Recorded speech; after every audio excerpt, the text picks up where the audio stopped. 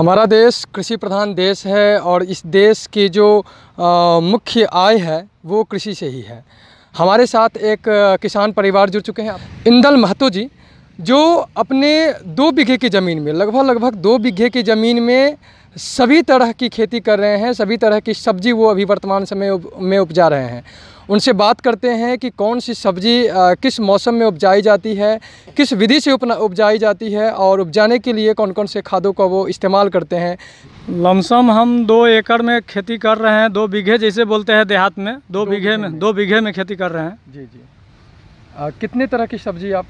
सब्जी तो सर मान लीजिए मौसम के हिसाब से, जैसे आलू कर लेते हैं, गोभी कर लेते हैं, कद्दू कर लेते हैं, मिर्चा कर लेते हैं, इधर परवल कर लेते हैं जी। जैसा मौसम आता है उस हिसाब से हम सारा खेती कर लेते हैं जी।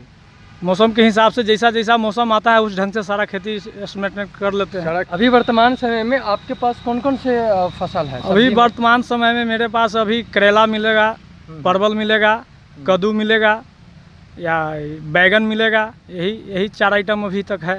4 आइटम अभी तक है? हाँ है, मौजूद है। गोभी वगैरह? गोभी अभी लगेगा, सीजन आया है यहाँ इस मिट्टी पर। अभी अब यहाँ लगेगा गोभी अब। जी जी।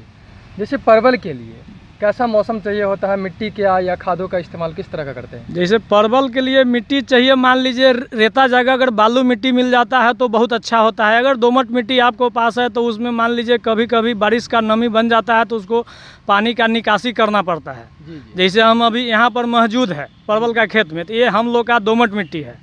ठीक है, दोमट मिट्टी है, फिर भी हम लोग ये हाइट ज़मीन है थोड़ा, इस पर पानी का निकासी बरसात हो जाता है तो कर देते हैं। आप परवल इसका क्या कहते हैं, परवल का मतलब झांखा देहाती परवल है। इसको झांखा लगा कर मतलब इस ढंग से हम लोग ऊपर उगा रहे हैं, मिट्टी में हम लोग नहीं उगा रहे हैं। और इस पे आप ज़रा बता दीजिए, जो आप कद्दू का शायद लगाए हुए हैं या लौकी है? ये गोल वाला लौकी है। हाँ, तो लौकी का कौन से मौसम में होता है, कैसा मिट्टी चाहिए होता है? देखिए लौकी 2 सीजन में होता है। जैसे हम लोग यहाँ माघ में लगाते हैं, माघ में जैसे मान लीजिए जनवरी या फरवरी प्लांट लगाते हैं, तो फरवरी प्लांट लगाते हैं तो बैसाख तक ले, चैत तक ले चलता है। जी जी। एक बाद हम लोग इसका अगस्त जून जुलाई प्लांट लगाते हैं।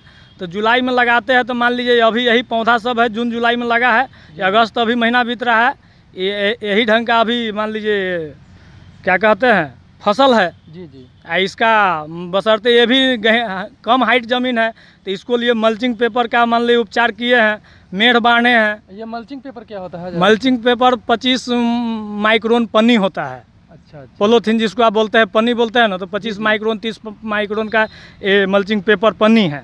तो ये मल्चिंग पेपर के सहारा से इस बरसात के खेती हम लोग कर रहे हैं। ये मल्चिंग पेपर हुआ। मल्चिंग पेपर हुआ। करेला भी मान लीजिए 2 सीजन में लगता है, तो हम लोग इस बार वाला करेला ज़्यादा करते हैं। वो गर्मी वाला करेला जो होता है ना, चैत फागुन में जो करेला निकलता है, हाँ। उसका करेला की खेती हम लोग कम करते हैं, क्योंकि उस महीना माइट ज़्यादा पकड़ता है, गर्मी पकड़ लेता है ना। जी जी। तो करेला इस मिट्टी पर सक्सेस नहीं हो पाता है, दवा उतना काम नहीं करता है। आप तो थोक विक्रेता होगा, व्यापारी ले जाते होंगे यहाँ? हाँ, यहाँ से व्यापारी भी ले आते हैं। अगर थोड़ा मोड़ा बच गया तो मान लीजिए साइड में जाकर अपना बाजार के वैल्यू के हिसाब से तुरंत बेच देते हैं, निकल कर चलाते हैं, अपना खेत में काम करते हैं। तो व्यापारी जब यहाँ आते हैं सब्जी लेने, परवल लेने या कोई भी सब्जी लेने, तो कितने रुपये रेट से अभी बिक रही है? अभी तो मान लीजिए यहाँ परवल का रेट, वही देहाती परवल का रेट 20 रुपये केजी था, और बाहर वाला जो परवल आता है वो 10 रुपये 15 रुपये केजी बिक रहा था। जी जी। तो यही देहात समझ कर, व्यापारिक रेट है नहीं, ये खुदरा रेट है। व्यापारी रेट तो मान लीजिए आपको जैसे 20 मार्केट में बिक रहा है तो आपको 10 रुपये या 12 रुपये थोक रेट में जाएगा। 10 रुपये या 12 रुपये थोक रेट में जाएगा। और तो करेला अभी मान लीजिए मार्केट में 40 या 50 का बिक्री हो रहा है, तो 3000-3500 रुपया का वैल्यू, मार्केट वैल्यू है इसका भी, व्यापारी थोक रेट। खादों का जानकारी में तो जैसे मेरे पास अभी मान लीजिए भैंस है तो उसका गोबर डालते हैं, प्लस खेत का जुताई बढ़िया तरह से करते हैं, प्लस कोई कंपनी का जैविक जो बनता है, जैसे अभी पारस का है, गोपालगंज चौरसिया जी का जैविक है, वो डाल देते हैं। मान लीजिए कट्ठा में 1 बोरी के हिसाब से, मान लीजिए 20 किलो के कट्ठा के हिसाब से जैविक डाल देते हैं, प्लस थोड़ा मोड़ा DAP, पोटास, जाइम, कैल्शियम, ये वगैरह तो देना ही पड़ता है। में खेती कर रहे हैं? 2 बीघे में खेती कर लेते हैं। तो मान लीजिए अगर फसल सुधी आया तो मान लीजिए आपका रेट पर विचार करता है। अगर रेट पकड़ाया तो कुछ रुपया हो जाता है, अगर रेट नहीं पकड़ाया तो बूझिए कि मान लीजिए जैसे 2 बीघा है तो उसमें 20,000, 15,000, 25,000, 30,000 के आसपास में रुपया 2 बीघा में होता है। आप मान लीजिए अभी डीजल का मान लीजिए इतना हाई रेट हो गया है तो किसान पंपी सेट यदि चलावे तो प्रति घंटा 1 लीटर 1.5 लीटर के हिसाब से पंपी सेट तेल उठा रहा है। तो आप ये सोच लीजिए अगर 2 कट्ठा में 2 लीटर तेल जल गया तो 200 रुपया कर गया।